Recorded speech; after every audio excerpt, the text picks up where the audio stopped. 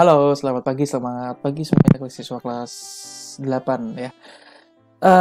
Oke, minggu lalu saya sudah cek tugas kalian, ya yang kalian betapa kreatif ketika kalian menggambar ya.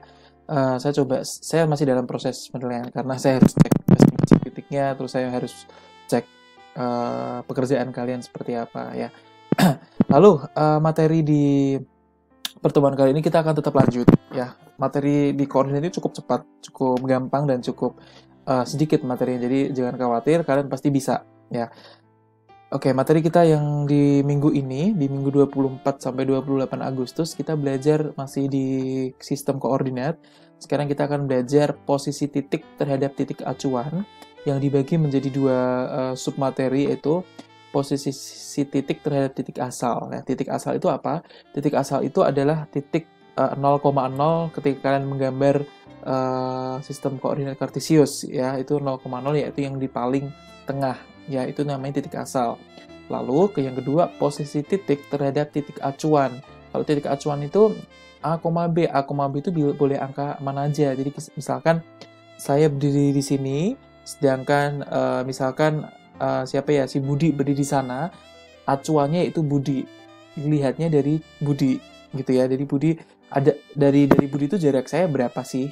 Nah, itu namanya titik acuan. Kita akan pelajari ini setelah ini ya, gampang. Oke, kita pertama dulu yaitu posisi titik terhadap titik asal. Nah, kita cek. Nah, ini kita lihat. Kalau di sini, lihat, ini ada sistem koordinat kartesius, ada posisi titik terhadap titik asal yaitu 0,0. Misalkan, posisi titik terhadap titik 0,0, kalau saya melihat dari A, ya, titik asalnya 0,0, berarti saya menghitungnya bukan dari A, tapi dari 0,0-nya, saya dari sini. Ya, jelas. Kalau ditanya posisi titik A terhadap titik asal, itu berarti nanti saya berdirinya adalah di 0,0-nya atau titik asalnya, bukan di A-nya lihatnya. Ya, bayangkan kaliannya adalah di titik asalnya di mana, karena kalian perginya sejauh ini gitu kan. Lalu kalian lihatnya di sini. Nah, posisinya gimana? Kita selalu menghitungnya adalah mendatar dulu. Kalau mendatar, itu berarti ke kiri atau ke kanan dulu. Baru setelah itu dilanjut naik atau turun atau vertikal. Ya jelas ya, jangan kebalik. Hati-hati karena itu nanti akan berpengaruh ya. Jadi sekali lagi yang kalian lihat adalah yang mendatar dulu, baru naik turunnya atau vertikal ya. Oke, contoh. Titik A dari sini kita lihat. Posisinya bagaimana terhadap titik asalnya. Kita lihat dari sini, dia kalau mau menuju ke A, akan jalan kemana? Ke kiri atau ke kanan? Oh, dari sini otomatis ke kiri kan. Berapa langkah? Lihat. 1, 2. Berarti ada 2 langkah, gitu kan? Hati-hati. Kalau dari sini kalian jangan beranjak, kalian tetap di sini. Kemana lagi sekarang biar sampai A, gitu kan?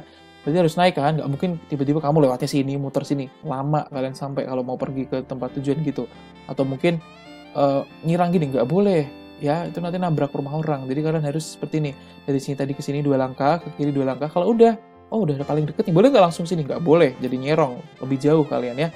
Lalu dari sini, dari 2 satuan ke kiri, jalan berapa kotak lagi ke sini? 1, 2, 3, 4, 5. Oh, berarti 2 ke kiri dan 5 ke atas. Atau saya bisa tulis di sini, 2 satuan ke kiri, 5 satuan ke atas. Nah, ini keterangannya. Koordinatnya bagaimana? Koordinatnya berarti kalau tadi saya bilang ke kiri, 2 satuan ke kiri, itu berarti negatif. Ya. Terus kalau habis itu 5 satuan ke atas, kalau ke atas itu berarti positif. Kalau ke bawah nanti pasti negatif. Kalau ke kiri negatif, kalau ke kanan positif. Gitu ya. Sekarang yang B. B di mana ya? B ada di sini. B di sini titik asalnya adalah 0,0. Acuannya titik asalnya ya. Saya lihat dari sini. Kalau saya mau ke B, boleh nggak ke sini? Nggak boleh dong. Kita harus mendatar dulu. Ya, kita harus mendatar terlebih dahulu.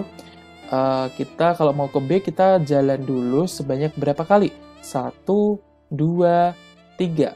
Ya, 3 ke kanan, itu berarti pasti hati positif.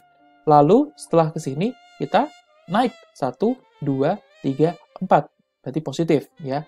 3 satuan ke kanan, lalu 4 satuan ke atas, yaitu 3,4 kan. Berarti karena kalau ke kanan positif, kalau ke atas positif juga, gitu ya. Sekarang lagi. C di sini. Berarti kita cek dari titik asal 1 ke kanan, Kemudian dari sini langsung ke mana? Ke atas kan? 1, 2. Oh, berarti positif 2 ke atas. Itu 1 satuan ke kanan, 2 satuan ke atas. Koordinatnya saya bisa tulis 1,2. Sekarang kita cek D. Nah, ini yang D, yang hati-hati ya. Titik asalnya di sini, nanti kalian bingung nih. Kita lihat ke sini dulu, boleh nggak ya? Nggak boleh. Aturannya tadi adalah mendatar. Berarti kalau mau ke D mendatar, nggak mungkin ke sini dong. Memutar ke sini nggak boleh. Jadi dari sini langsung 1, 2, 3, 4, 5. 4. 4 ke kanan. Lalu dari sini langsung ke bawah, ya, 2. 1, 2. Kalau ke bawah pasti negatif, ya kan? Berarti di sini saya bisa tulis 4 satuan ke kanan, 2 satuan ke bawah. Berarti kalau ke kanan positif 4, ke bawah itu berarti negatif 2. Lalu yang E sama saja ya, silahkan dilihat ya. Dia mendatar 2 satuan ke kiri, lalu 1 satuan ke bawah. Ke kiri dan ke bawah negatif, berarti dua-duanya negatif, gitu ya. Nah, sekarang ini bagaimana titik acuan? Nah, kalau titik acuan itu angkanya bukan 0,0, tapi terserah mau berapa. Saya contoh, misalkan tentukan posisi titik A terhadap titik acuannya. Saya mau acuannya titik asalnya C, bukan 0 lagi ya, C. Berarti hitungnya dari mana? Hitungnya dari A kah? Bukan, hitungnya dari C. Ya, kita lihat A itu kalau dari C gimana ya? Tetap selalu mendatar dulu. Berarti 1, 2, 3. 3 ke kiri, kemudian habis dari sini 1, 2, 3. 3 ke atas ya. 3 satuan ke kiri, 3 satuan ke atas. Saya bisa tulis kalau ke kiri kan tadi negatif kan? Negatif 3, ke atasnya 3. Berarti negatif 3,3. Lalu saya mau cek dulu. B. Nih B. B dengan titik acuannya C lagi. Ya, dari sini. Berarti kemana dulu? Dari C nggak boleh ke sini dulu. Selalu mendatar dulu. 1, 2. Berarti 2 ke kanan. Lalu setelah 2 ke kanan, dia naik 2 kotak atau 2 langkah ke atas.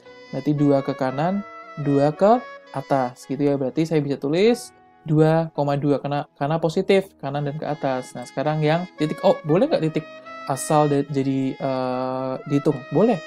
Posisi titik asal atau titik O atau 0,0 terhadap titik acuan C. Berarti lihatnya dari C tetap. Ya, kemana dulu? Ke kiri dulu dong, atau mendatar dulu.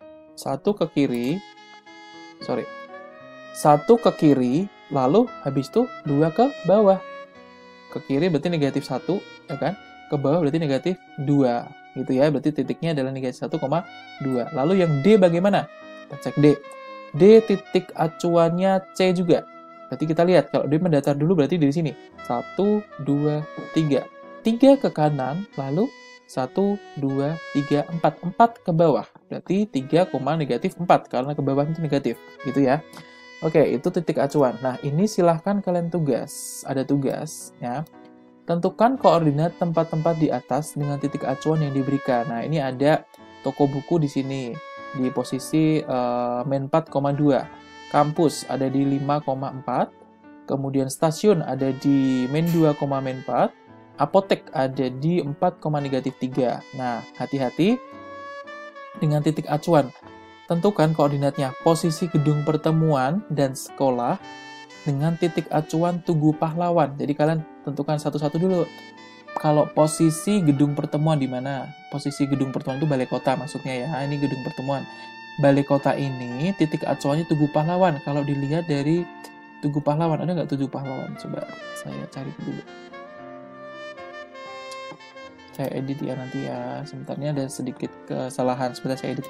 Nah, ini maaf tadi sedikit saya ralat ya. Jadi ada tugas ke-7 kalian. Silakan nanti kalian kerjakan di buku tugas kalian. Silakan kalian gambar dulu ya.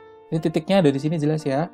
Kalau kampus tadi saya ulang 5,4, toko buku itu min 4,2, stasiun itu min 2,4, apotek itu 4,-4. Nah, kalian tentukan koordinatnya. Posisi balai kota terhadap titik acuan apotek. Balai kota, kalau titik acuannya apotek. Bagaimana? Berapa? Silakan kalian tulis tadi deskripsinya. Misalkan 5 ke kiri, 2 ke kanan, 4 ke atas, 3 ke bawah. Lalu kalian tuliskan koordinatnya setelah itu, kesimpulannya gitu ya. 5-5-nya ini.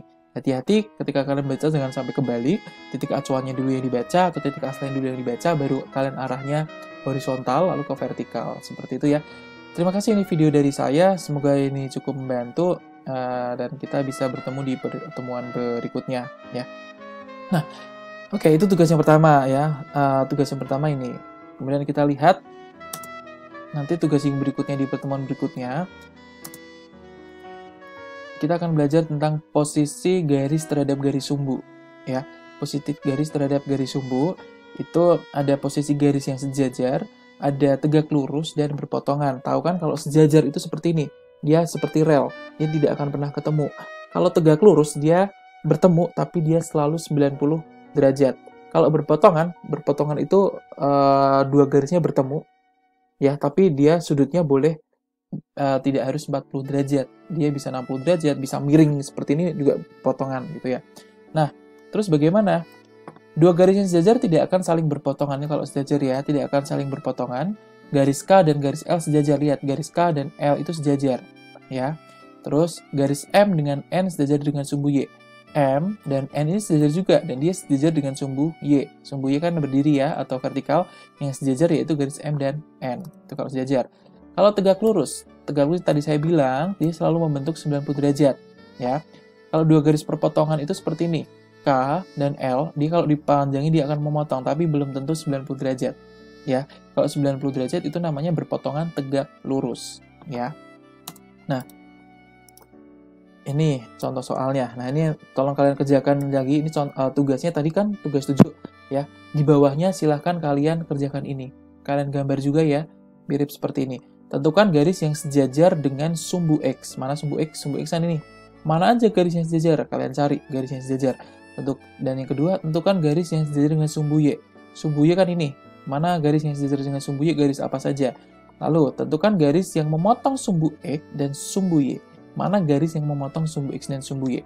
Nanti tulisnya gini, yang memotong sumbu X garis apa, yang memotong sumbu Y garis apa, gitu ya. Oke, sudah selesai materinya. Jadi ada 2 tugas di pertemuan ini, silahkan kalian kerjakan dengan rapi dan dikumpulkan di pertemuan berikutnya seperti biasanya. Dan nanti akan ada kuis di pertemuan berikutnya. Oke, terima kasih pembelajaran dari saya. Semoga kalian bisa mengerti dan kalian bisa mempelajari dengan baik. Kalau masih belum mengerti, silahkan diulang-ulang lagi dan kalian boleh mencari sumber yang lain dari YouTube. Banyak sekali video-video tentang sistem koordinat. Oke, sekian dari saya. Semangat mengerjakan, semangat belajar, dan selalu sehat.